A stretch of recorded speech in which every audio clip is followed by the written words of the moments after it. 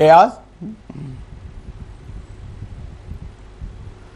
देखिए, मैं दोनों बातों पे बात करना चाहूंगा, जो सलाउद्दीन साहब ने की, जो इफ्तिखार साहब ने की, और वे आउट की तरफ भी आना चाहूंगा।